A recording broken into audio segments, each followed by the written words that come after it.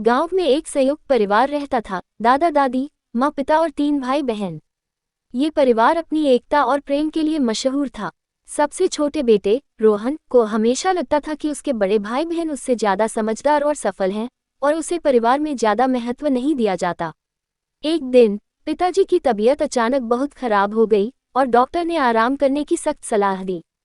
घर के सारे काम बढ़ गए। बड़ा भाई दुकान संभालने लगा, बहन घर के काम और दादा दादी की देखभाल करने लगी, लेकिन रोहन को कोई जिम्मेदारी नहीं मिली। उसे लगा कि वह परिवार के लिए कोई मायने नहीं रखता। उदास होकर वह गांव के बगीचे में बैठ गया।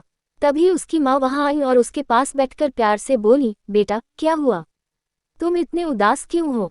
रोहन ने अपनी दिल की बात कह दी, माँ सब लोग इतने काम कर रहे हैं पर मुझे कोई जिम्मेदारी नहीं दी गई। शायद मैं परिवार के लिए जरूरी नहीं हूँ।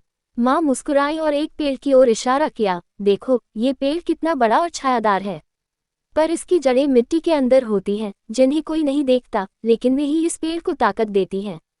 परिवार भी ऐसा ही होता है, हर किसी का अपना महत्व होता है। तुम छोटे हो लेकिन तुम्हारा हंसता चेहरा, तुम्हारी मदद करने की भावना और घर में जो खुशी तुम लाते हो वही इस परिवार की असली ताकत है। रोहन को पहली बार एहसास हुआ कि वह भी परिवार का अहम हिस्सा है।